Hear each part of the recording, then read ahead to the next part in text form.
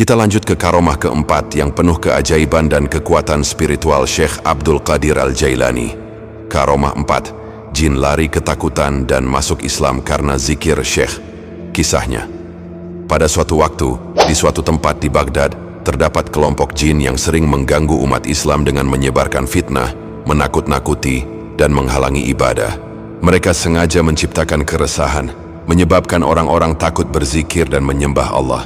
Suatu hari Syekh Abdul Qadir Al-Jailani mendengar kabar bahwa ada sekumpulan jin yang mengganggu majlis zikir di suatu tempat.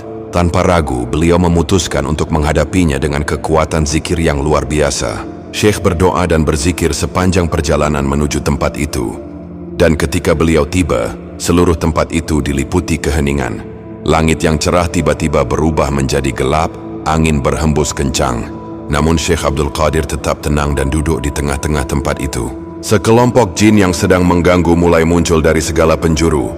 Dengan bentuk yang menyeramkan, mereka mendekatkan diri dengan niat untuk menakut-nakuti Syekh. Namun Syekh Abdul Qadir hanya mengangkat tangannya dan mulai berzikir, "Ya Qahar, Ya Jabbar."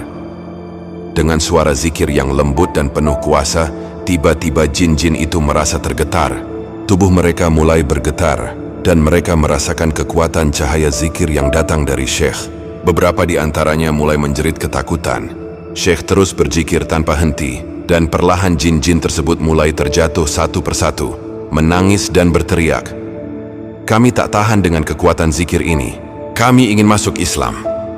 Setelah beberapa saat, mereka semua bersyahadat menerima Islam dengan tulus. Syekh Abdul Qadir tersenyum dan berkata, "Zikir adalah senjata yang paling ampuh, lebih kuat dari segala kejahatan, bahkan dari kekuatan jin sekalipun." Jin-jin yang telah masuk Islam itu kemudian menghilang dalam cahaya, dan tempat tersebut kembali damai dan penuh berkah.